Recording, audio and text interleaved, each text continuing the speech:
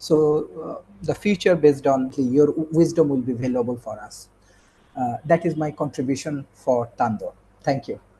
Thank you. Kingsley, you're muted.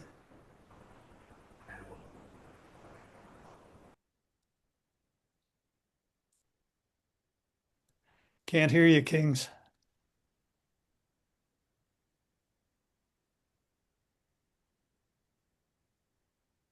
Okay, while Kingsley's figuring out how to unmute, Bob Ronstadt. Oh, okay. I'm here in sunny New Hampshire. Sun shining right now.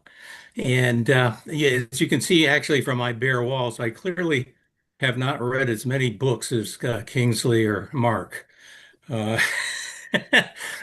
in any case, I, I guess my uh, one claim to fame here, I guess, was I was director of IC Squared a couple of decades ago or whatever. And most recently, uh, I really had something wonderful happen, and that was I was inducted into the United States Tennis Association Tennis Hall of Fame for New Hampshire, and that was a just a really delightful ceremony. And otherwise, I'm primarily interested in, I guess, how democracy and capitalism intersect education. And drilling down and not only looking at education broadly, but looking at its impact on our the future of our universities and looking and drilling down even further, looking at how it impacts schools that are pursuing remote education strategies. So I guess that's primarily what I've been interested in at this point. Thank you, Bob. And Bob has taken on the role of Tando's VP for Education, so which I appreciate very much. Byron Tapley. Through VoiceWise, Fred. Sorry, sir. What? Can you hear? Is this VoiceWise coming through? Yes, it is. Yes. Yeah, you're Okay, fine. wasn't so sure. I made a comment earlier and didn't get a response. Byron Tapley. I'm located in Austin, Texas. I'm mostly spending most of my time looking at the utilization of satellite-related data and monitoring the Earth related to climate and other applications, particularly focusing on continuing the mass change measurement we established under the GRACE mission with its follow-on and the continuity mission going out of that.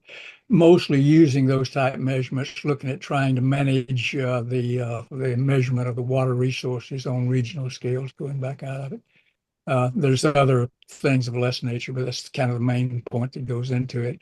I've been kind of out of touch with what's been going on at Tando, and I'm trying to get back into finding out where we're going and what we're doing here. And I'll catch up with listening today.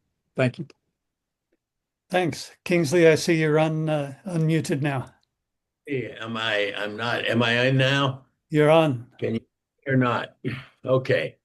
Kingsley Haynes. I was at George Mason University for years, and now I'm retired, and I'm located in Central Virginia in a small town called Locust Grove. At any rate, I'm involved in some local colleges and trying to identify some funding for them and that kind of thing. Anyway, things are going pretty well.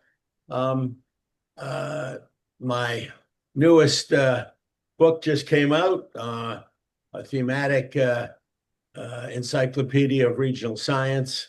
And so it's just just barely out. So I got it last week. So anyway, I get that off my shelf. I don't have to worry about anything anymore. I hope. Yes. Okay. Good to see you. Let's see who else. Joe Milam. You unmute yourself first. Yeah, there you go. Yeah, I'm here in Austin. Moved here 11 years ago from Northern California. My background is in the public markets. I joined a multifamily office on Sand Hill Road in 1990, and then in 93 took it over, bought it back from the European bank that had purchased it in the late 80s when my boss died. And we happened to be there in the epicenter of venture capital. So while I managed money, was a portfolio manager, and actually for was recognized for 13 years as the top performing large cap core manager in the US based on absolute risk adjusted returns. Very much a portfolio risk management approach to managing money. Think Moneyball. But I got great exposure to the venture capital world because of our location and who our clients were that I got lucky to step into and then take over. So I've been studying venture capital for almost 28 years and have recently been recognized as the world expert in the optimal venture fund structure design. The venture industry hasn't innovated in its fund structure. The typical venture fund, it looks just like the same structure as the first fund that was launched in 1959. I've had 6 papers, academic peer-reviewed papers published in institutional investors' journals, and their editors have recognized me as the world expert. I even had, when the first one was published, I have to tell you this fun story. When the first one was published in 18, a professor at Cambridge, the top finance professor, the Sir Evelyn Rothschild Endowed Professor of Finance at Cambridge, read it and wanted to talk. So we spoke that summer. And he said, you may be the world expert. And I said, well, that's flattering, A. B, that's hard to measure. But C, that's a really low bar because no one's really taken a real rigorous study of the industry itself. How can you do it better?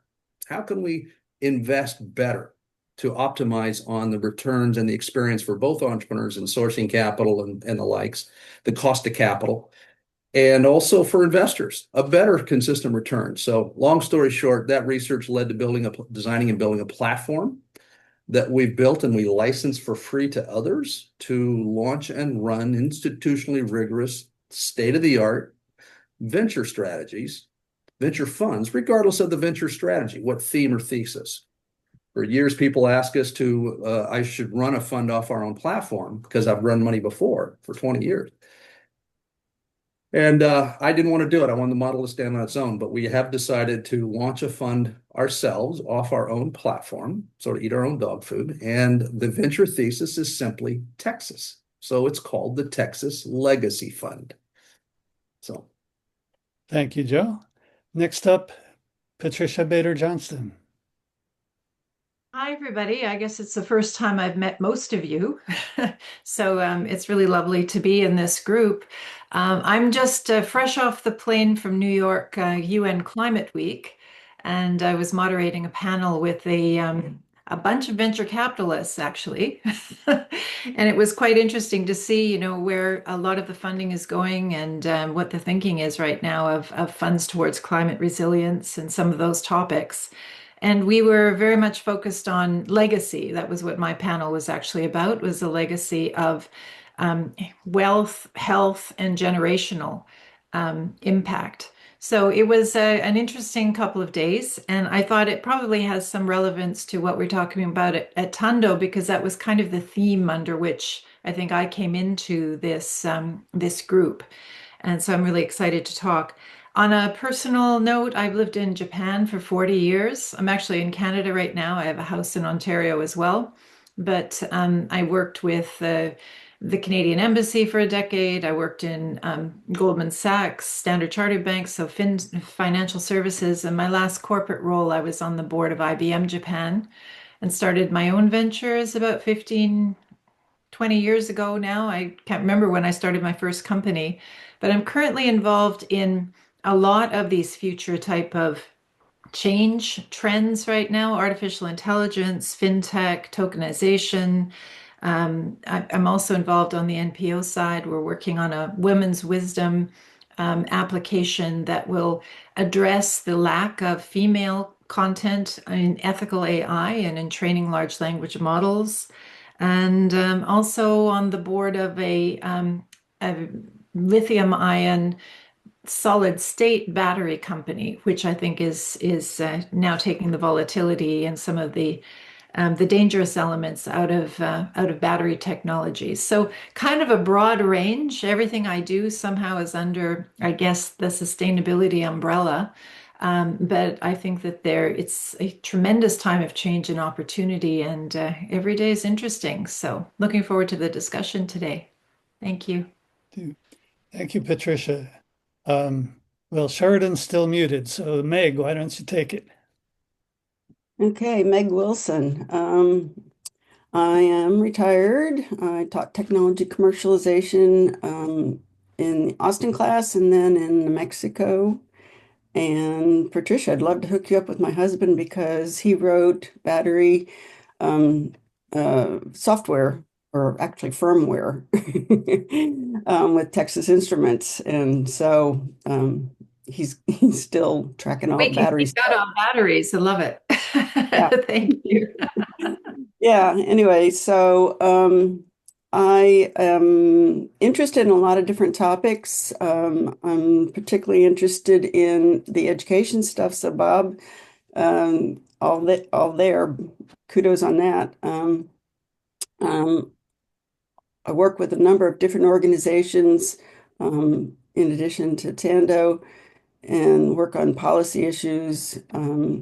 And just for fun, I weave, been weaving since '87, and won a few awards here and there. It's a fun way to think while you're doing something constructive. Thank you, Meg. Mark? Yeah, I'm Mark Eaton. I'm here in Austin.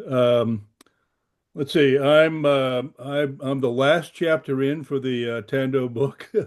Fred assigned me the chapter on turmoil in the semiconductor industry, which I knew something about. I'd been at MCC. In fact, I hired Meg at MCC many years ago when we had some related programs, and then I've been running a company called Stellar that actually has a little microfab in it. It did. We closed down the lab in December and just licensing the technology now. But my challenge with the chapter has been that the turmoil, let's see, the assignment was late last year, and the turmoil is just getting worse and worse and worse.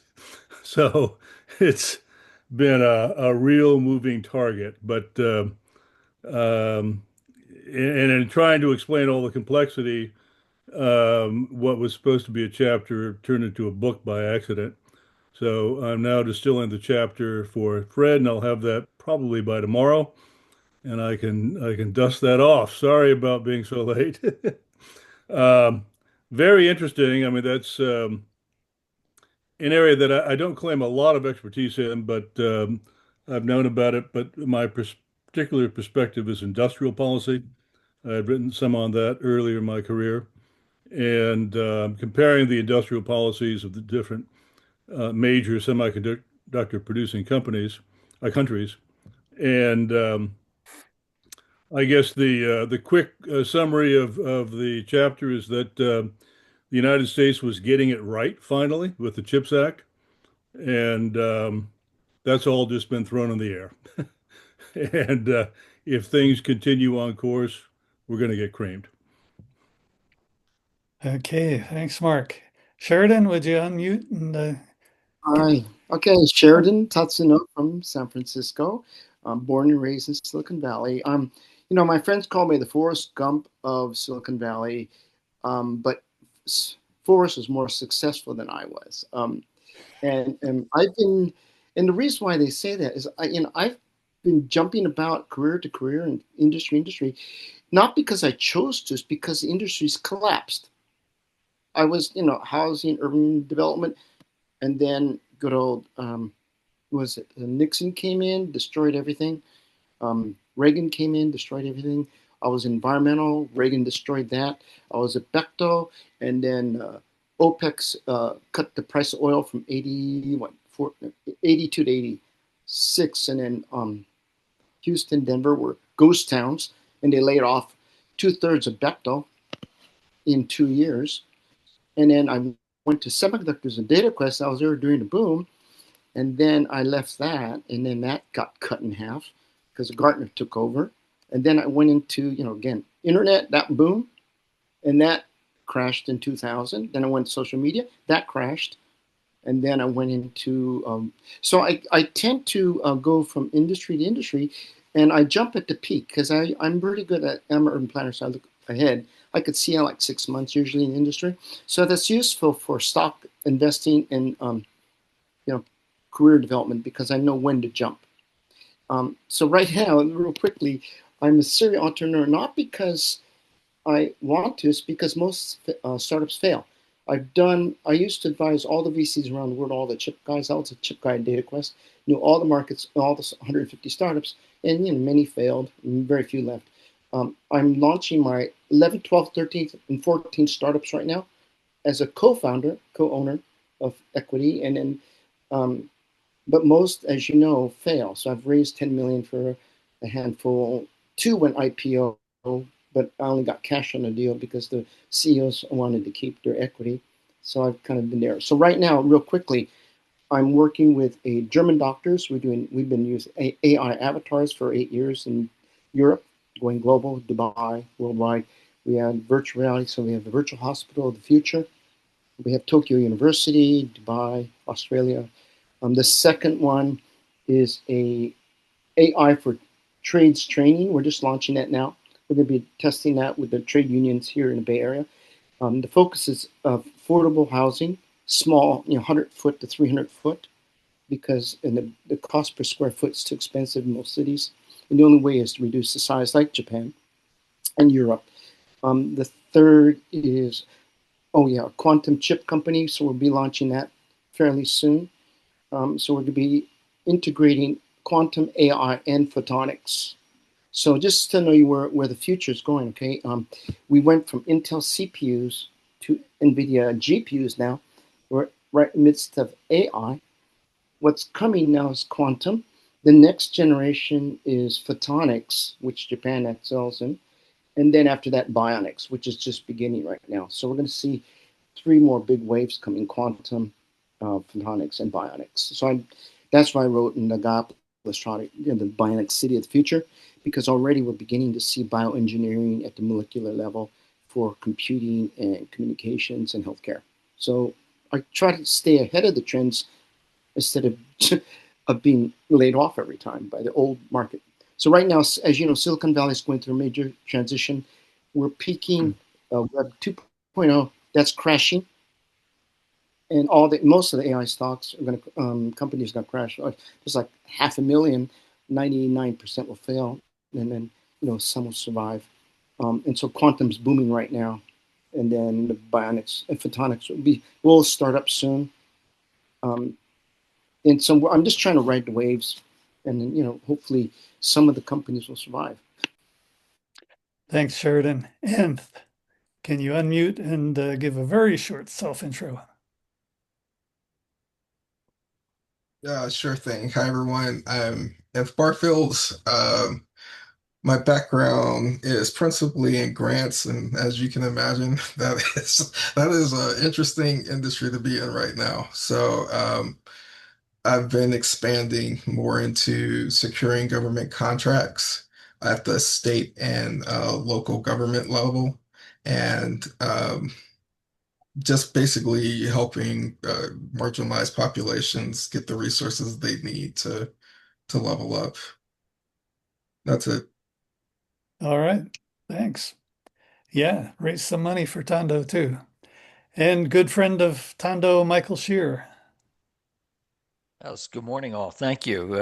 I'm actually 6 months in Fort Collins and 6 months in Austin, and have been a recent inclusion in some of the Tando activities. Fred was kind enough to invite me to also contribute a chapter. My background is in the area of information and communications technologies. And my focus is for the past quarter century has been on how do we evolve to another level of distributed working in our major metropolitan areas, so that we really do create a more polycentric kind of development pattern. Um, but you'll be free to read it. I guess, Fred, you'll send out books to everybody so you can read at least that portion of it. Sure I will. have been promoting a project in the Austin area, which would range from probably the Temple down to San Marcos and Dripping Springs out to Bastrop. But it's really meant to demonstrate that these technologies, Sheridan, what you were saying is so relevant here. These technologies can go much, much farther than what even our imaginations right now can capture. And Joe, I really resonated with your comments. There's got to be a better way. And I've really looked at the evolution of telecommunication services over the last 40 or 50 years in the U.S. and felt that there's got to be a better way. That we are so transportation oriented that we've overlooked the fact that it was these advanced networks that really propelled us through COVID, and yet we survived. Going to a more distributed model out of happenstance rather than really forethought and planning. And now it's time, in my estimation, to take serious the vulnerabilities that we have in our current networks and services and come up with a more pronounced methodology on how do we put this into place, not just to demonstrate how people can work remotely in a more distributed fashion, but how does it sync up with distributed medicine and distributed education and the ongoing need to keep our labor force trained and educated on advancing skills? So it's a big bite, but I have always said that if technology isn't here to change things for us, then we should all go to sleep and take a nap. So I appreciate being here. I appreciate it too that there's such a brilliant group here. As for me, those of you with grayer hair remember me as the research director at the IC Square Institute until 1995, and I went off to be professor and dean and vice provost here and there in Oregon, then in the Netherlands, then in San Diego, then in Korea, then in Taiwan, and then 7 years ago came back to the States and was with University of New Mexico for 3 years, and now 4 years I spend since leaving UNM. I spend all my time either on Tando or teaching Aikido. So that's my life right now. So to the topic, anyone, please.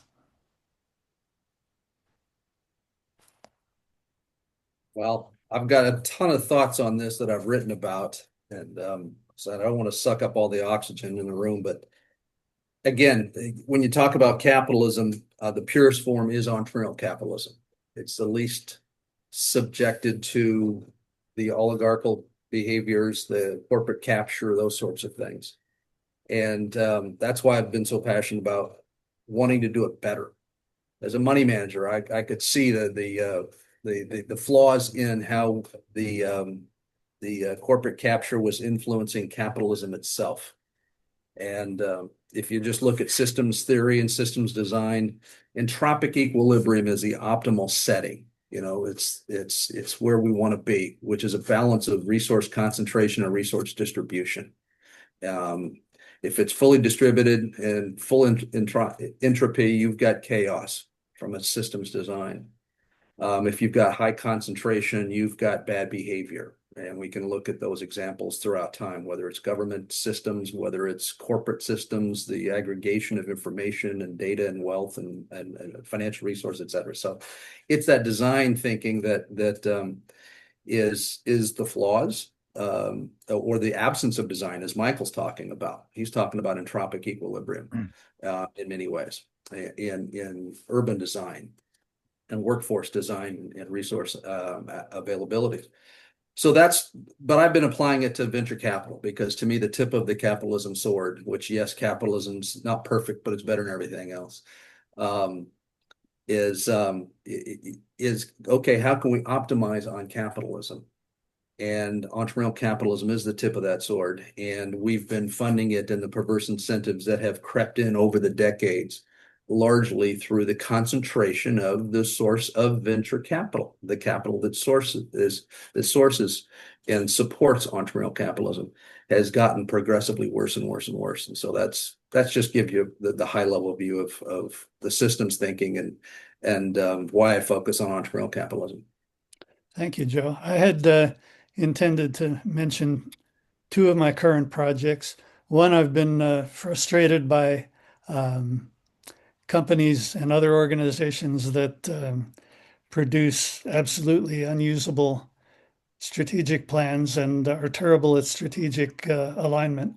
So I've vibe coded a an app for organizations to make their strategic plans, and I will share that freely with all the fellows shortly. The other thing is, strangely, the University of New Mexico, which doesn't have too many other distinctions, has absolutely been a leader in quantum science, and they're having a number of events and making big deals about quantum's the future, but admitting that aside from a few things like quantum sensors, there's not going to be a market for this stuff until perhaps 2033, particularly general use quantum computers. So I try to push New Mexico colleagues to concentrate on the state's other future-oriented strength, which is space tech, because we have serious launch facilities here and so on. So I think we'll see sooner returns on space tech than on quantum. I wonder if quantum is going to have a big impact on the economy. And I have a bit of a question for Joe, actually.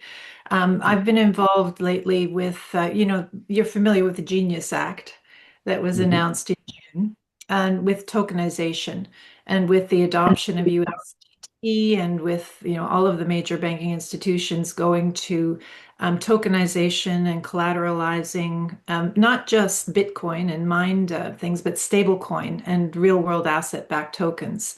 And that's going to be powered by quantum, I think. It might be the first direction that it goes, in a sense. And it's going to be very disruptive to the economic and the banking community. I actually got into it because doing development of renewable energies, it's very, very difficult for new technologies to access venture capital until they get quite a long way up the curve, which is the most expensive part. And they also, because they have new technology, they can't pass due diligence with banks. So they can't get conventional financing either. So we've been exploring tokenization as a way for them to count their assets, both existing and future, based on their business strategies in order to tokenize and bring funding in. How does that fit in with, your new model of venture capital? Is that something that's getting any attention? Because in Japan, in UAE, and I think with the Genius Act now more and more in the US, it's becoming a much bigger part of the active economy. I'd just be interested to hear your thoughts on that. Yeah, I mean, I think, again, I don't like to predict the future. I'm not a futurist.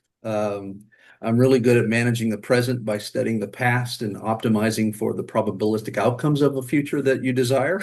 That's portfolio management to me. So having said that, I think it's a safe presumption that tokenization is a key infrastructure component for financial services broadly defined.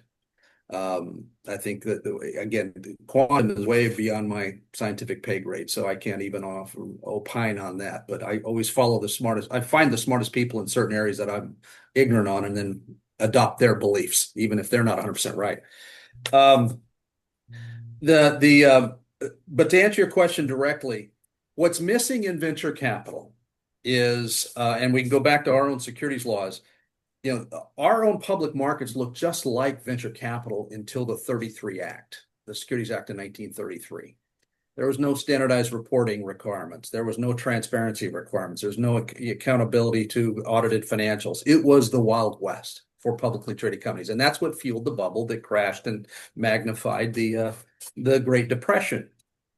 So after the SEC was formed in 33, the whole 33 Act was in an act of risk management. They established standardized reporting requirements. Okay. That was a key infrastructure component to increase the efficiency and the safety of our financial markets, so money could flow more efficiently. Basic market theory. You need efficient flow of information for efficient flow of capital. And efficiency is a scientific definition. It's not just speed, it's also elegance, low friction costs of various forms. And then as money started flowing in, more money started flowing into public companies, they decided to professionalize how that money's managed. And that was called the 40 Act, the Investment Company Act in 1940. Now, this is what is relevant to your question. And it's very much parallels to what we built. Our solution is simply building 33 Act-like reporting and a 40 Act-like investment management platform that professionalizes how the venture fund is managed. By the way, the professionalization that has completely been overlooked in the venture industry, aside from a few small players, is proper diversification. Manage risk properly through, wait for it, proper diversification. And admit you can't predict the future, so manage what's called systematic risk or market risk, which is through dollar cost averaging. These are not brain surgery as far as tactics, but it's never been brought to venture. Tokenization is going to facilitate what I just described, managing 40 Act portfolios better. Okay, so it'll allow for when you can bundle into ETFs. Yeah, exactly. It'll make that process so much easier. It's why it's so easy to tokenize ETFs and mutual funds and the different 40 Act products that are available to investors today. That's the first thing that's getting tokenized right now. Yeah. Because there's a proper portfolio structure. So they go hand in hand, if you will. And yes, it will allow for, and ultimately, when you look at it, it does lower friction costs, friction in the form of commissions and friction in form of liquidity flows, dollar flows. That's the physics of why these infrastructure components are so important. And that's the attraction, actually, as well. Well, if you're looking for a pilot project to test it out with your new model, I've got one for you. Thank you. Well, I'm happy. I wrote your name down. I'd love to have a conversation because, and one of the things I'd like to inject, because what I didn't want to just pile in on my first comments. What you talked about is what you're doing is very important, and it was a second topic Fred offered it really falls into intentionality, how we choose to allocate our risk capital to define that economy and the human condition we choose to have, right? That's an intentionality. And I just came across it's a phrase I've been using a long time, is limbic manipulation of our investors' dollars, attracting people to a shiny object or greed or manifesting and allowing people to pursue what I call the 7 deadly sins. But it really is the result of limbic manipulation, advertising and FOMO and hype and all those sorts of things. There is a proper definition called limbic capitalism. And I just discovered it this week. So that's why I want to inject it is do a dive on limbic capitalism, because that is part of the evolutionary capture that's taken place in our economy. And if we're going to be better, we have to get out of our limbic brain and respond to more critical thinking, intentionality to what that future needs to be. All right, we need to be more intentional in where we choose to place our bets. Now, how you place those bets is what our platform is built to optimize on. So you can feel good about making impact investments or whatever that green tech or whatever the things are that you think need to be improved in our human condition and our economy, and deploy innovation capital well, regardless of the direction of your intentions. But it does beg the necessity and to get out of this goddamn limbic brain, limbic capture. This is what, the whole phrase of bread and circuses is what is a classic example of limbic behavior. And that's what led to the fall, or parallel to the fall of the Roman Empire. So we have to get out of our limbic brain as a principal driver of how we're allocating our excess resources. So you'll be glad to know that that the first module in our climate leadership certificate, the one that I teach, actually is about system thinking and critical thinking. So yes, I certainly agree with you. Yeah. Okay, this conversation is predicated on the notion that the original philosophy and mission of IC Square, as George Kosmetsky enunciated it, is still valid and valuable, but that the tactical situation might change because of all the things that have changed in our society and economy in the last 25 years. So if any of those premises attract your disagreement, that would be good grist for conversation right now, or, comment on the individual changes and tactical challenges. Okay, can I jump in here? Because this really comes down to the issue of capitalism. The company I'm working with, the German doctors, Imetis, has been using tokens for the last several years in Europe under GDPR. It's very strict, stricter than the US for medical data. So tokens are useful for two types of applications, which are universal. One, we have medical data. It's anonymized under GDPR. They strip away all the personal data. But the companies and pharmaceuticals, the governments are all buying our aggregated data and paying us in tokens or fiat currencies for that.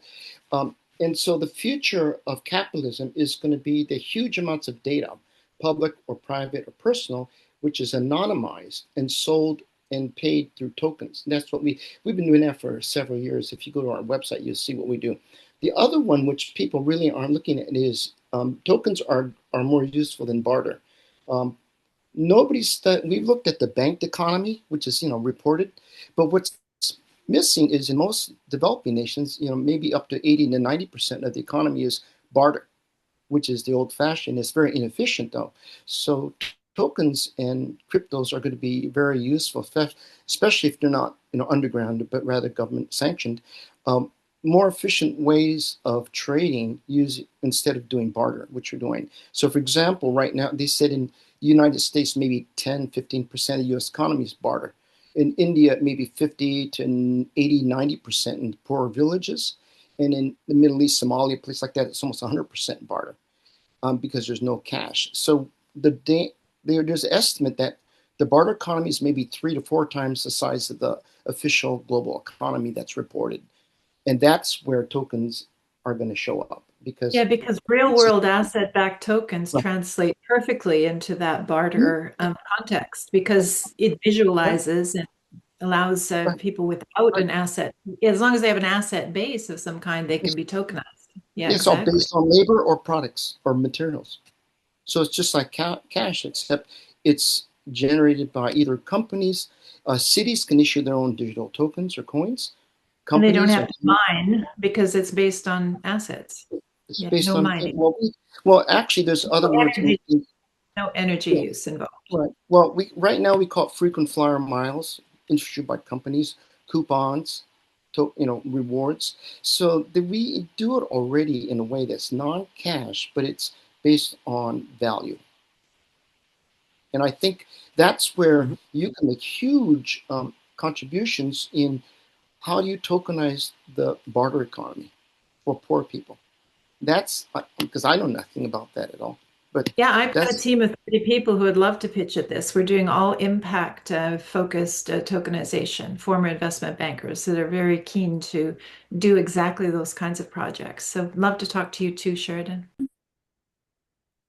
And again, I forgive me for taking up too much time, but again, I've been studying systems for a long time, and financial systems in particular. And there's a great book by William Bernstein called The Birth of Plenty. Oh, it's a wonderful book. We give that to everybody for Christmas. Oh, thank you. Well, he references the 4 things that he identified as to the key necessary components to create real wealth, which is, in an economic terms, GDP per capita output. And one of the 4 is a medium of exchange. Now, money has been a placeholder for that, right? And when you apply that to the lens of third world countries or developing countries or these many South American countries that are constantly devaluing their currency, and their economy can't get out of the way, even though they've got natural resources, they got all the natural things that you'd think could create real wealth for their country. And that's, again, where I look at these tokens is, yes, and I don't think it's an accident that how our government bailed out the bad actors in the great financial crisis, that Bitcoin surfaced, because the downstream implications of our Federal Reserve's policies and what's been going on since we got off the gold standard is a weakening of the dollar. So as a medium of exchange, we're just the least ugly currency. We've had the benefit of being the fiat because everybody else is so damn bad, but that doesn't make it right or good. It's just we're less bad. And that's where I think is the foundational philosophy behind this whole notion of digital currencies and tokenizations and these sorts of things is, yes, if we can build a better mechanism to act as a medium of exchange that has greater stability and less subject to manipulation, then all hell breaks loose. That's a great thing for whoever can adopt it. And the beauty of it being digital is anywhere can adopt it. It doesn't have some geographic focus. So yes, there is a lot of logic to that. That's very, very sound, without a doubt. I've got a question for Byron. Please, it's gets us off of the finance topic for a moment. But you'll remember back in the IC Square days, even in the 1980s, when we worked with Hans Mark on the space junk problem. And Yes. evidently, very little has been done uh, to advance that mission. And now we've got an FCC that approves new satellite launches willy-nilly, and Mr. Musk, who wants to launch ever more satellites, and things could be getting a lot worse. What's your view on that?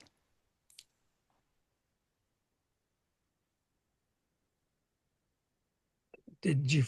Looks like it's frozen here. Go into it, Fred. Yeah. We This can is a major issue in terms of utilizing the space. So many of the things we're doing in terms of communication, data gathering in the remote sensing mode going back out is dependent on being able to have a safe environment, and removing what's up there in a time frame it goes out is kind of in a difficult mode to think about going forward on. It's I don't know how one plays out going with this basis over here. There is some control, but the satellites, once you lose control of them up there, is filling up the space to a major mode going forward on it. And there's the clusters, the constellations that's going up there for communication and for the visual remote sensing are really bringing a way of actually looking at the Earth, getting a global data, essentially, that's more or less gives you an instantaneous way to look at the entire world, is an information mode that I think we need to look at, what we can do with. That's one of the things that's a good add-on in terms of the information mode, and then the systems information mode comes into a play going out of it. But all of that comes back into the importance of those satellites and what we do with that space debris. And I don't think there's very much that I'm aware of that's a reasonable path for removing that in a healthy way. It's kind of a chance for what's going on up there. So is the risk of the Kessler syndrome getting worse? Um, I don't know whether it's getting worse. It's bad enough going out of it that we need to worry about it, but it's the ability to throw these up. There's good news and bad news. I think the ability to actually launch the satellites was really opened up a whole way of looking at space going out of it. That cost benefit basis is really a breakthrough, a very important version. But the idea of what's going up there, both from the security points of view, not only the US, but the other nations putting up the clusters up there, looking at the need for near real-time global information requires a cluster of these up there. But the more that goes up there, the more debris we get into place there, and it's just it's really a very troublesome mode to look at, and it's not really clear to me what you do about handling it out. The only logical way of handling it is the ones that are low enough that the atmospheric drag will pull them out. Gives you a way of looking at that. But the really sweet spot is up around 500 kilometers, and the lifetime of those, for instance, the Gray satellites actually that we put up there lasted 15 years lifetime. That's two of a pair of them. You'd like to have a full constellation of those up there. There's no room for them going back out. The whole range of these are going into that domain up there. They die, but they don't necessarily fall out fairly rapidly, and then that just gets more and more dense in terms of it. Not only does it bother the operating satellites, but in the actual access to the higher space begins to be a problem going into it. Thank So you. it's Thanks. Of all the issues that tug at my heart, one of the top is what's happening to universities these days, particularly in the United States. I think that universities are one of the very most shining um, achievements of civilization, and it really hurts me what's going on now. Bob, what do you think? You're muted, Bob. You're muted. Yeah. Bob, you're muted. Yeah, there you go. Okay. Let me start over. Basically, I said I was kind of putting on my hat here as VP of Education for Tando, and I wish I could have heard a couple more people speak because I'm really pleased that the way the conversation is going. It seems to me that uh, in terms of the search for a useful framework to talk about these things in terms of capitalism, particularly. Uh, we need to always kind of take a comparative approach. I think we need to make sure that we frame our discussion um, within a context that involves other activities, and that's happening here, which is very good, whether it's with a financial orientation or a space orientation, uh, in terms of looking at physical versus digital assets in terms of mediums of exchange and things like that. Um, I'm kind of let me digress a second. My wife and I put out a newspaper called the Journal of Print World, which is for works of art, works of fine art on paper. And of course, the art world has a long history of using rather famous pieces of art as collateral, particularly in the underground. And there's more than a few, I'm sure, high-priced pieces of art that you never see that have been stolen or maybe they've just disappeared or whatever that are being used as as collateral. Quite frankly, for other ventures, it's a form of medium exchange, and so now we see the shift going to how we can do these same kinds of things on a digital basis. And I think that's all good. But basically, we're in a healthy situation, it seems to me, as we drill down. And when we talk about not democracy by itself, but we talk about democracy in terms of health, when we talk about it in terms of cities or climate, and I'm sure Dr. Sharif will have some good things to say there. When we drill down, particularly now, let me get to education. I think it gets richer and richer, and we have to just keep drilling. Uh, I hate to say drill, baby, drill, but but basically that's kind of what we're talking about. So, when you talk about education by itself, that's okay, but then we talk about it in terms of particularly universities, it gets better. And then when you talk about it in terms of remote versus non-remote and classifying schools, universities in terms of the degree of remoteness, in terms of their delivery, and how that impacts other issues that relate to capitalism. I think then we discover things that we didn't see before. And then the framework gets enriched that I think Sheridan is searching for. So I think that's we just need to keep on that path. And of course, I've mentioned a few things, but the big elephant in the room, of course, is AI. At least the next round, the next wave, as you will. And so how that's going to impact not only education and universities, but capitalism as well, and various geopolitical events and activities. There's two other things that haven't come up yet, but I'll throw them out there very quickly. One is the role of nonprofits in terms of its impact on capitalism, and nonprofits in terms of also, particularly in terms of charitable foundations and stuff. I mean, they hold a huge amount of wealth in this in the world, not just the United States, and so Except for that's a China. very important thing to to look at, and I'm getting too old. I forget the other one.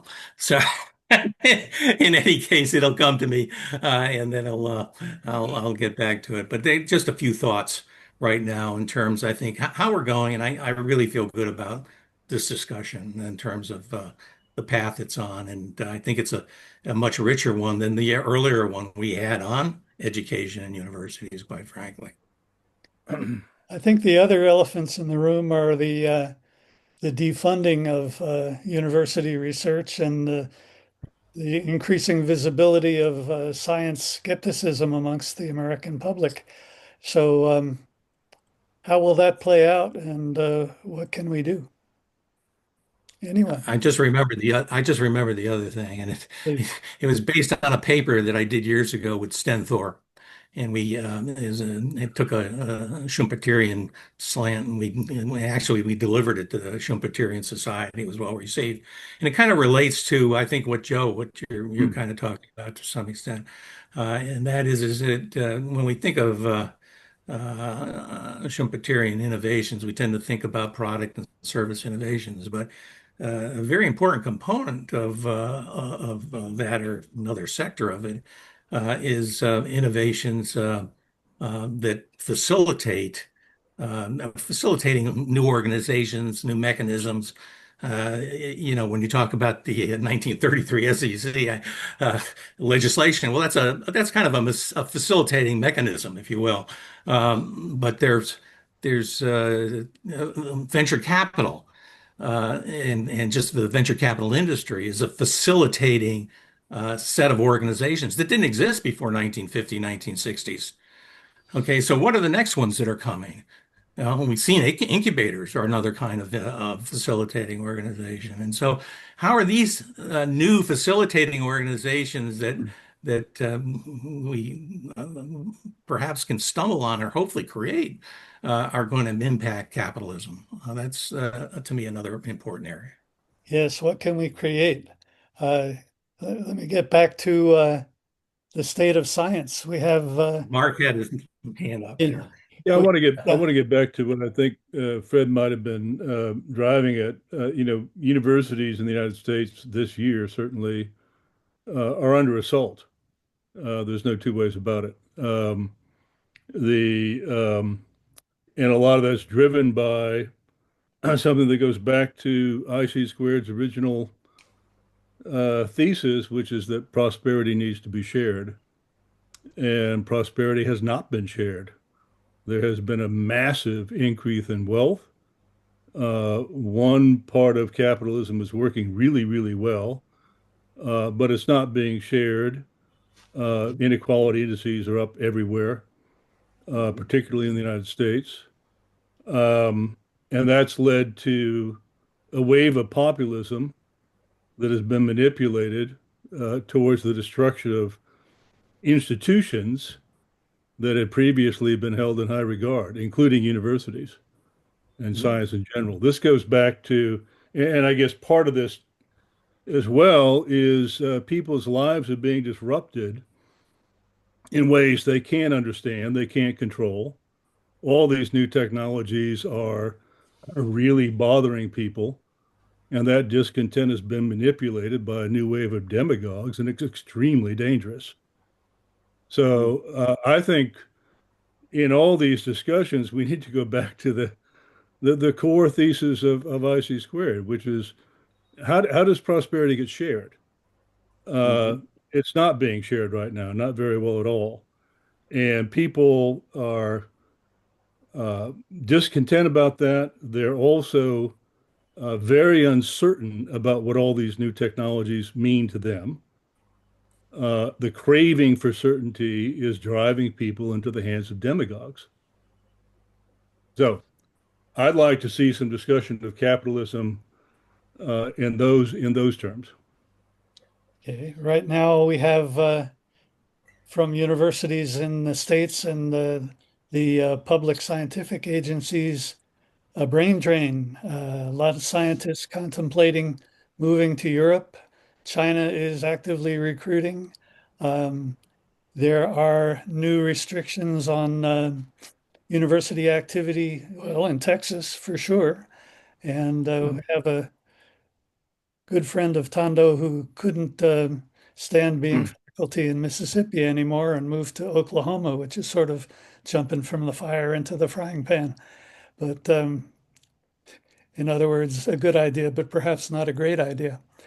So what's the prospects? Are we going to seriously lose essential talent? And Oh, what it's kind already of happening. institution can we build Yeah, to maintain our talent base? Professor, I want to add some point, if you allow me. Yeah, please.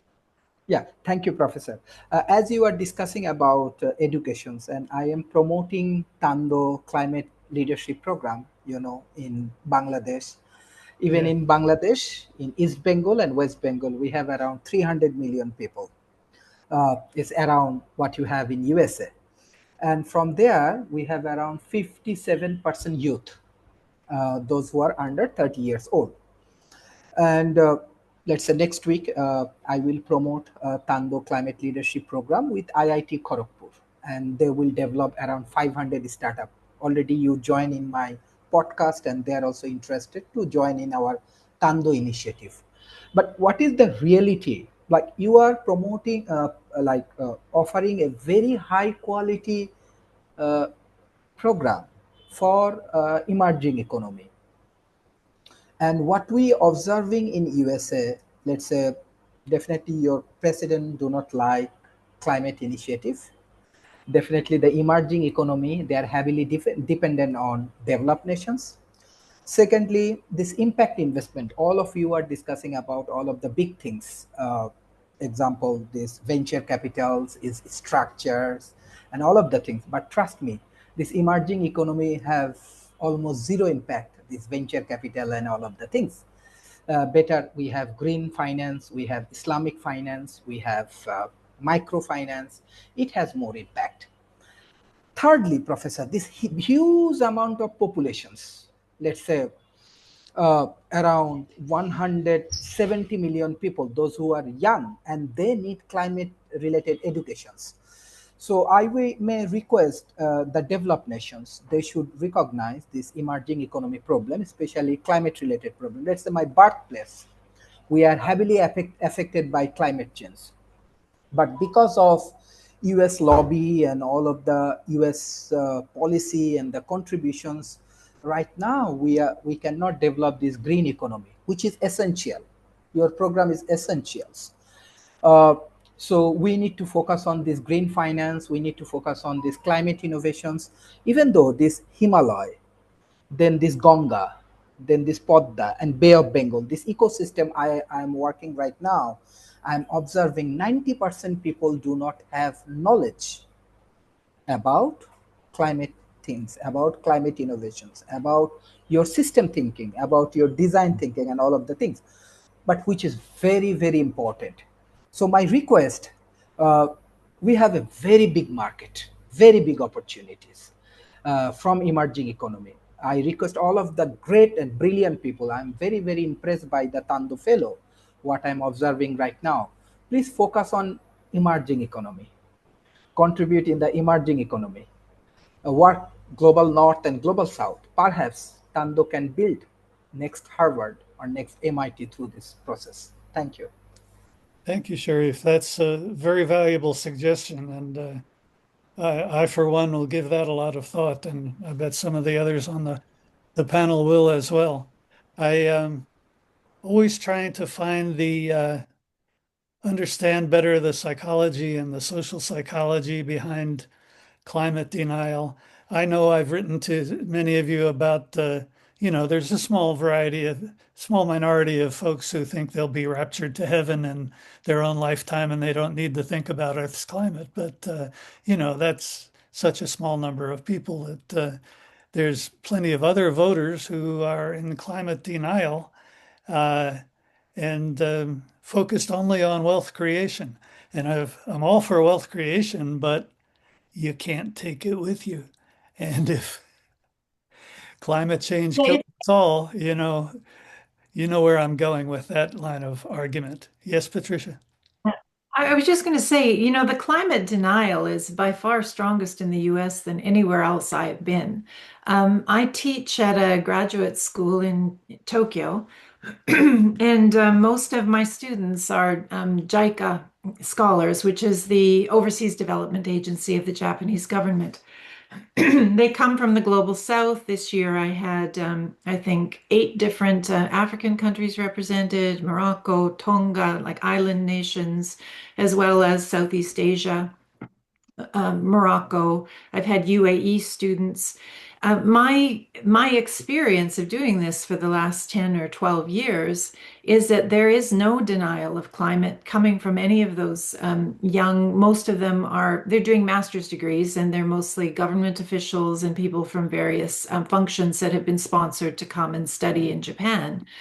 And this idea about climate denial is kind of uniquely American by and large. It isn't really a thing outside of the US so much. I think that the recognition that climate is changing is almost universal. So I think this is a real problem. And I think that for young people, I agree completely with Dr. Sharif that it's just a matter of education. People are actually seeing, living, breathing it in Southeast Asia.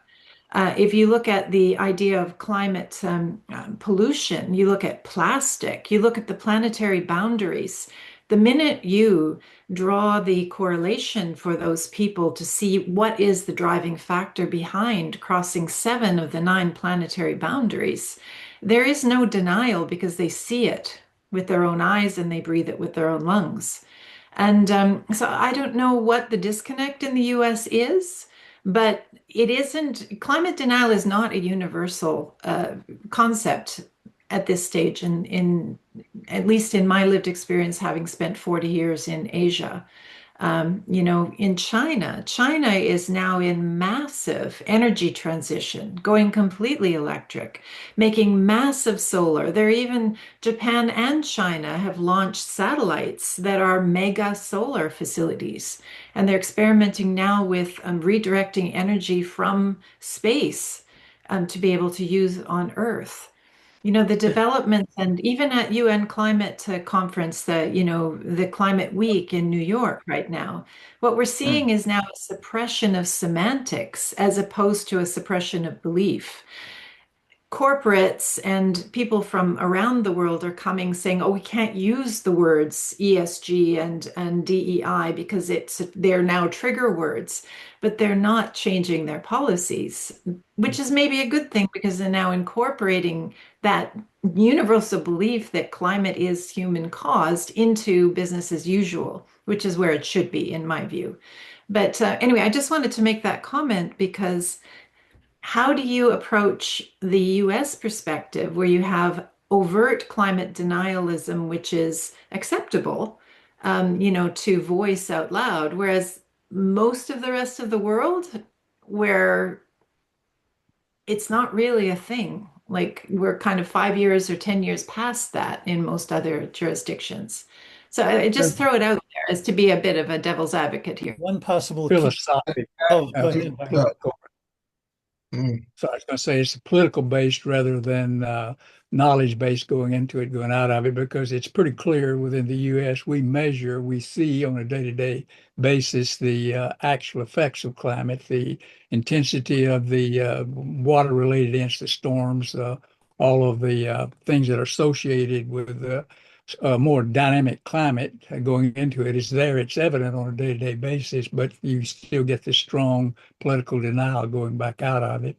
I don't know. It's and the consequences of this going into it are really pretty severe because it's not only the ability to use the ability to model the climate effects, weather-related things are essentially being under stress at the present time. The procedure to shut down some of the major assets we have on orbit to measure the atmospheric characteristics, the chemical nature of the atmosphere, all of those important things in being able to understand and monitor what's going on an ongoing basis is is strange. And it's frustrating to me because I've been involved in two things. We put in place the ability to measure the altimeter, which measures the global change in sea level. We've had right now almost 3 decades trend showing the increase in that related to the melting of the polar ice caps. And the other thing is this GRACE mission that we've been doing. We measure the actual water leaving the ocean. We measure where it shows up on the land areas going back out of it. And those things actually, all of the trends in those can be explained any other way other than a more active and increasing a warming of the overall climate going into it. But the point that goes out of it, we've still got this very strong political trend in a good portion of the country that essentially doesn't accept it and makes strong opposition to it. So I don't know where we go, but it's one of those things. I have the same lack of understanding and frustration expressed earlier on that basis. One possible. Can I jump? May I, Sheridan? I just want to. I wonder if this is a possible key to it, because we've discussed already this morning that authoritarian governments tend to suppress science and education, but there's one important exception to that, and that's China, an authoritarian government that actively encourages science, including climate science and education. So why is there only one Even if they have to authoritarian steal a government? lot of it. They steal it. Yeah, that's right. They steal it.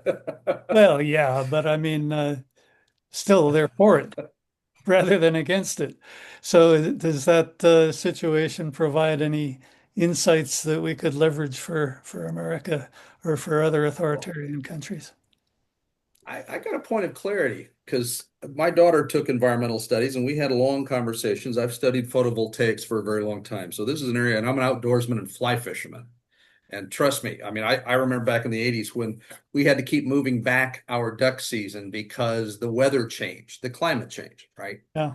So people that are in tune with nature in whatever medium are well aware of the climate change. And that's where my daughter and I we're having conversations because it's not about it's not global warming, it's climate change is the conversation that's a more accurate assessment. And then the debate needs to be what's the cause of the change? That to me is how I view everything. And so I'm always seeking, I know the environment's changing. What's the cause? And what's the context? Change from what? 50 years ago, 100 years ago, 200, 1,000 years ago? How far back do we define what change really means? You know, because as a money manager, I always looked at change in price. Well, was that a meaningful change? Well, there's boundaries. You always have to view the volatility of change within the context of boundaries of normalizations. So this is just a point of question because I struggle with finding a good authoritative voice on the cause issue, not change. Change happened. I think, Joe, that's a very important way to and look. what's the cause? So I think that's a fairly important way to look at that, Joe, going into it, because technically it's climate change in a region associated with climate change, because right now it's warming. We can find times at places which is cooling dramatically going back, and we get bad consequences of both of those. So looked at in a geological time frame, what we're worried about today isn't relevant and isn't going into it. But what we really have to assess is what's the trend right now? Is it increasing or decreasing temperature-wise? And essentially, what's the consequences of that now over the next few decades? You're talking about the predictive need to kind of look at the future. This is something that thinking about where that's going is important. The observation is it man sourced or is it solar activity? And what's the delta between the net impact between those two? Right. That's that's where my thinking is right now. Yeah. Professor, one thing just I want to add, as I am my community affected by the climate change. Last 50 years or 60 years or 100 years, we just discuss about climate change, but now climate collapse. We need to take immediate actions. It's collapse. Like if you see Dhaka, we have like the weather is very bad. Even though my birthplace, it's a Rajbari near Podda, near a rivers, we are losing our land. It's a collapse.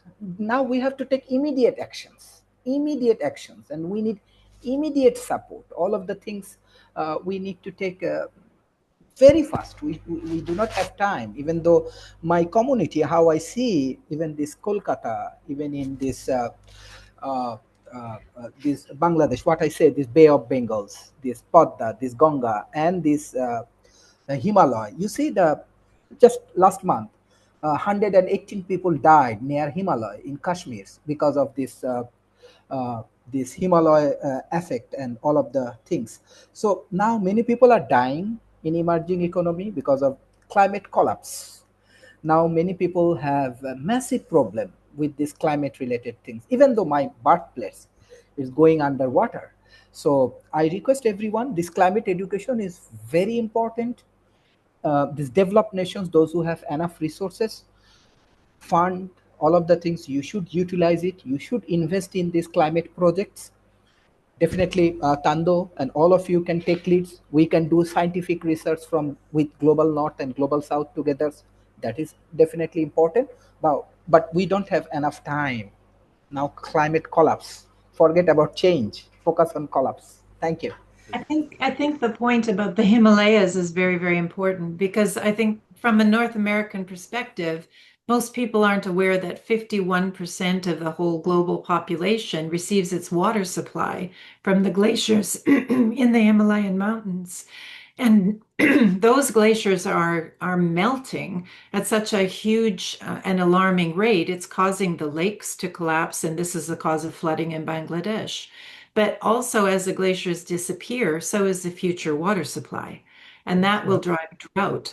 So I think, when you look at, what is driving the global warming, I mean, you just have to make an analogy. If you imagine that there was absolutely no sewage treatment and you put all of the garbage from all of the industrial waste and all of the household waste into the water supply, what would happen to the water supply? Reverse that analogy and say, put all of that industrial waste and all of that garbage into the atmosphere, and you have, there is no air sewage treatment right now. So it is accumulating at an alarming rate in the same way that you would be able to visually see in a river if you put all of that garbage into it. So the fact that all of that atmospheric pollution is going into the air is visible if you go to Southeast Asia or Ulaanbaatar. I mean, I was there last 2 years ago on September 15th when they turn on their 4 coal incinerators in Ulaanbaatar, which is the most polluted city in the world. In less than 15 minutes of turning on those coal-fired incinerators, which is essential for life in Mongolia, the air turned black in front of my eyes, and that runs all winter long, you know, in that part of the world. So that fossil fuel sewage, if you like, that goes into the atmosphere is what is impacting and warming all of them, all of these other areas.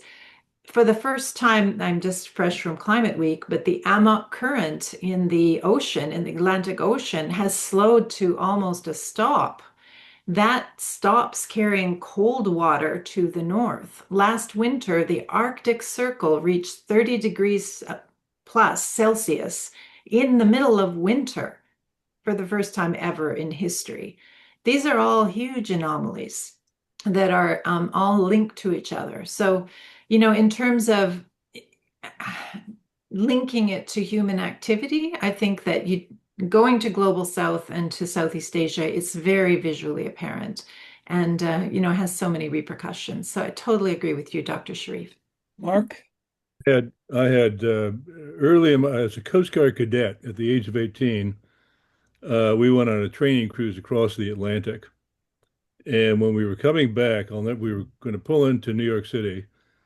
And from about 50 miles out, this is in early 1970s, See the smoke. you could see this brown dome over the city. And that just left an incredible impression on me. Now, since then, we had the Clean Air and Clean Water Acts actually being enforced. And as far as the science and whether or not this climate change and all these climate collapses are man-made, I think the science was pretty well settled. It's anthropogenic. That's why we had the Paris Accords. Back to your question, Patricia. I mean, It was the United States that pulled out of the Paris Accords during the first Trump administration. Why? Because of lobbying and the effect of fossil fuel money. It's it's Mm. it's perfectly plain what's happening. Um, I don't claim to be a climate scientist, but I do believe the consensus, almost everyone saying that it's, you know, fossil fuels, greenhouse gases, that's what's causing the warming. It's a pretty simple proposition. What to do about it? Well, then it gets back to our political dysfunction, which is, exacerbated by wealth concentration and the fact that basically you spend money on elections, you get your point of view heard, and we're doing a far worse job at that than many other countries. I've been in You know, Ulaanbaatar 3 times now, and how climate intersects with business.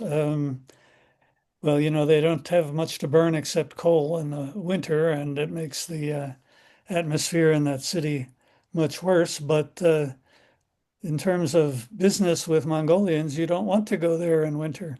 And if you go there in summer, they've all left the city to live in uh, their yurts out in the countryside. And so to set up a business Mhm. meeting with a Mongolian is next to impossible. So this is a severe brakes on their development potential. Yeah, they actually have now invested in huge wind farms, and if you go back again, you'll see that they've actually made a huge amount of progress on mega solar and also wind farming in the Gobi area. Yeah. Mm. Well, the One of problem the things in I'm Beijing challenged also, they need to have giant fans and blow the pollution out of the downtown area. Sorry, go ahead. Oh, I was just going to say one of the challenges that well, one of the way my brain thinks is very much in that scientific method framing. I have a hypothesis and then I gather data to disprove my own hypothesis. Good. That's how I learn things, if you will. So it keeps you also out of any sort of echo chamber of embedded belief. So you're not just looking for confirming data, you're actually structurally looking for opposite data to disprove your own belief system. And that's where I struggle on this topic because I absolutely believe I've experienced it firsthand in my time spent in the outdoors. I'm a big wine guy, or I used to be, and I fly fished up in British Columbia and the Okanagan Valley. The wine growers in the Okanagan Valley started switching from white grapes to red grapes about 20 years ago because of climate change. It allowed for, because the heating further north allowed for, because white wines don't need as much heat. So again, these are things that I have farmers know because they play long game and they know and they have an immediate feedback loop called crops and the data associated with the production and the sugar levels and everything else. The thing I struggle with is, okay, how do I find disproving data on climate change? And there is a lot of it out there. And one of the ones that because when I find conflicting data, I always want to absolutely research the source of the data. You have to understand what's the incentive for somebody to come up with their opinion. As Mark was saying, and the one guy that I'm challenged by, and I don't know his name but he's a leading scientist in England. But there's another guy that's the founder of Greenpeace, has come out very publicly and said CO2 is not the cause of climate change. And I haven't spent any time researching his incentives for coming out with the, is there perverse incentives? Was he bought off by the oil interests? Because yes, the oil interests have been evil for as long as they've been around, but economic interests have, anyway, we all know that. That's what I struggle with, is it seems that there are some high credible folks that have also declaimed that CO2 is not the source of or the cause of climate change. Well, we've got Yeah, I guess where I come back to this, fluorocarbons, many other things. Yeah, I think where I come back to this is when we see that global warming is happening. For instance, atmospheric rivers are caused because the oceans are warmer and therefore they evaporate, and we have these huge atmospheric rivers. You know, British Columbia has had three in the past 5 years, and a heat dome that reached 54 degrees Celsius and killed billions of sea creatures right on the beaches of Vancouver just 2 years ago. If you look at the huge wildfire problem in British Columbia, this is caused by lightning storms that literally are so hot they cause their own weather. This has all never been seen in any recorded history. And I think that if we get caught up on what's the cause as opposed to just the reality that is, this year European cities averaged a heat profile of 2.2 degrees above the average that was pegged by the Paris Agreement. 2.2 degrees Celsius hotter. This is fact, and they've linked that to over 20,000 heat-related deaths that wouldn't have happened without that heat anomaly. And this is, Japan reached 51 degrees in July in Kyoto for the first time ever in recorded history. Japan I don't recorded doubt it. I don't 1,000 doubt years. any of that.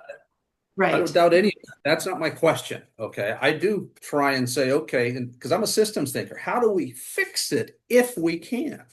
And that's the thing that I'm trying to figure out is how can we reverse it? And one of the things that there's a big body of work coming out of the impact of coronal mass ejection, solar impact, because of the migration of our magnetic north and south. That's also coincident with, and either, I don't know which is cause and which is effect. I think the migration is the effect, but the weakening of our protective magnetic field. There is an absolute measurable change in the magnetic field around the Earth, and it's now at a point where it's accelerating in its weakening curve.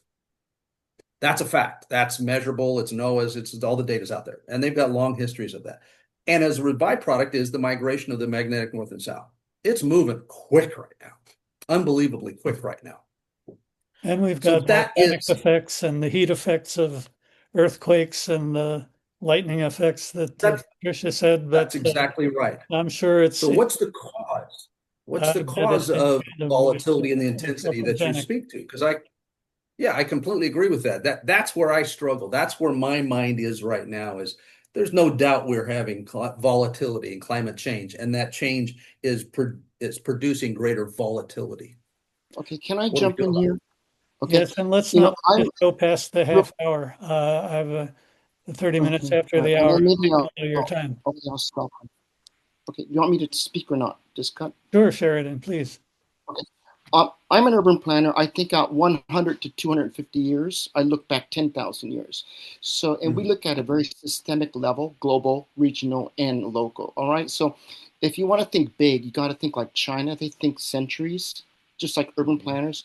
Americans think quarter to quarter because of capitalism, Wall Street.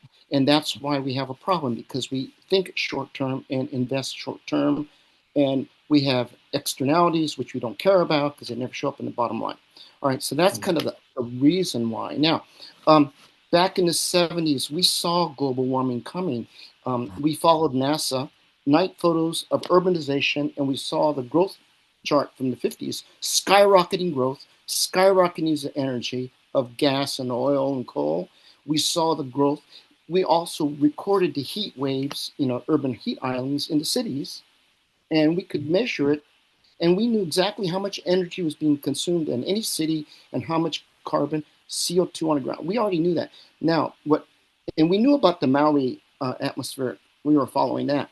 But nobody until NASA said 1988, that we didn't connect all the cities around the world, which were skyrocketing with the global warming and with the Maui charts, basically. All right. So finally, in 1980, we connected the dots, which were there the whole time. Now, on the other hand, the good side is that, we saw reforestation east of the Mississippi. We tracked it with the Daylight Food and the NASA. The big corporate farms in the Midwest wiped out all the family farms east of the Mississippi. So all the farms they just reforested, and we had deer and Lyme disease. So we can reforest, but the problem was we had to wipe out all these family farms. So that's not a viable option now. But anyway, going forward, so that's why I write Gaiopolis. And the reason I'm an energy guy, I worked with oil, big oil, all of them during the Jimmy Carter oil. Oil depends on the OPEC, right? So we did everything. I did solar plants, I did energy, solar, nuclear, everything. Anything that was not OPEC, and we did that, and we successfully. We're now our number 2 oil producer. All right, and that's we call it the competency trap. We're like OPEC because we produce so much oil, we cannot get off the addiction because it's going to hurt our economy. And so we're now, on that said, if you looked at the climate week this week, China basically said, here's the future. We're making money on EVs, batteries. And if you watch the curves, it's very simple. We have politically determined fluctuating oil prices versus China leading the rapidly declining prices. And so we know at some point the price is it's undercut coal, it's going to undercut natural gas, and eventually even the lowest price of oil. And at that point, the OPEC nations will collapse because you cannot, it doesn't matter how much oil you have in the ground. If you're losing money on each barrel of oil, you're bankrupt. That's why Russia, which is $50, $60 a barrel, when it dropped to 30, they were losing their shirt. That's why they launched the war in Ukraine, because that's by Godot. Every time you have your price collapse, the OPEC nations like war because the prices of oil stay high. I mean, I hate to say that, but that's the truth. Now, True. the good part Absolutely. is it's going to be the thesis is China versus OPEC. All right, and China can see the vulnerability. They just launched it today, and follow carefully because they said we're going to take out each OPEC nation as our prices come down, and watch them topple one after another. But there's going to be political chaos, though. Nigeria, Interesting. okay, Venezuela, all of them. All right, so because they're going to be bankrupt. Russia's going to be bankrupt soon. So actually, Russia's the first one to collapse coming because of the attacks on Ukraine on their refineries. But and so what's happening is their production costs, because they have limited production, is going up, which makes it vulnerable to China even more. So Russia's going to be a client of China. China will own it. Yeah, look where China is loaning money. It's to all of the oil producing nations right now. They'll foreclose on all the loans and they'll own all those ports. Yeah, the model is clearly established. It's the game over. So China knows it's game over for OPEC. The U.S. is going to be hammered because remember when they cut oil prices, that was OPEC's deal, but then they jacked up prices again. Remember, so OPEC basically can dictate what happens in the global oil price, which means the U.S. And they could. So the last time they had oil OPEC strike in 1973, if you recall, it was to get back at the Israeli attack on the Gaza. Sound familiar? And they wanted to punish the West and the U.S. and Israel for the attacks, and so they jacked up the prices, and that's why we had a global recession. Now this time we have China though with energy. So last time the renewables were way too expensive. Now they're actually cheaper. So OPEC could raise prices. The problem, it will go bankrupt faster. Okay, that's the problem. In some way. Great book called The Prize. If you haven't read it, it's a great book. No, yeah, I mean, I lived it. I was at Bechtel. We did war game scenarios on energy like this, the Iranian rock war. So we were in the thick of it, And then George Schultz was our senior VP, doing all the global strategy for Bechtel. Okay, so and Cappy Weinberger. So all this hardcore, Republicans were right there leading, and we did all these war scenarios. Now, the opportunity for TANDO is to game out all those scenarios going forward. And what can we do? Because it's pretty obvious. A lot of the big ones like China and OPEC pricing, that's easy to do. But what I'm afraid of is the disaster on the global South, because they're going to pay a heavy price because of their reliance on food and oil and everything. So when the elephants crash, all the other countries are going to get smashed. The TANDO's opportunity is to help define what better looks like, and better is intentionality. Exactly. I mean, that I think is the opportunity, is to define what better looks like. Yeah, we're living the Gilded Age 2.0. Trump loves the Gilded Age, and after that, if you remember, we had the Reform Age, which went for 30 until FDR. So we are beginning. I want TANDO to lead the reform age globally. Yeah. What does better look like at a systems level? Yeah. What does it look like at a systems level? It has to be system level. So the finance is going to be key for that one. Key finance, space, environment, everything. So each member here really matters right now, because I don't know if you realize it, but we're about the only people actually raising these questions and thinking about it outside of UN, really, in terms of balance. I'm not sure about that. I think there's plenty of think tanks that are having the same conversations, but let's just say that their intentions are different than Tando's. Okay, but the problem is they're politically motivated and funded, okay? So they're biased, whether it's liberal or, okay? So we don't, I hope we are. I don't think we're one-sided, either Republican or Democrat.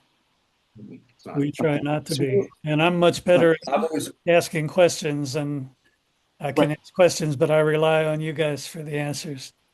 Unless anyone has 2 or 3 lines only of closing sentiments, I think we've taken up 90 minutes of your morning and should wrap it up. It was fun. Thanks very much, everybody. Yeah, good discussion. Yes, it was terrific. Yeah. Thanks all. Yeah. Professor, just last comments. Professor Sheridan Tatsuno, I want to collaborate with you for your diapoly strategy.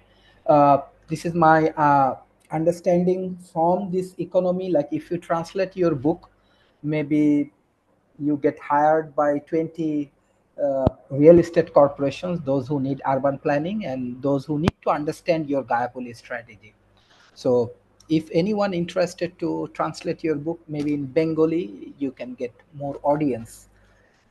That is one of the strategies. Yeah, I mean, France published my Technopolis, and it was popular in Europe back in the day. But so if there's a publisher, I'd be more than happy. I'm going to be launching my own Gaiopolis in San Francisco soon. So I'm working with real estate people and developers. So yeah, that's a viable business model. We're working on it in Austin too. Thanks so much, everybody. I really, really appreciate your input this morning. And it's great to see you. Bye-bye. Bye now.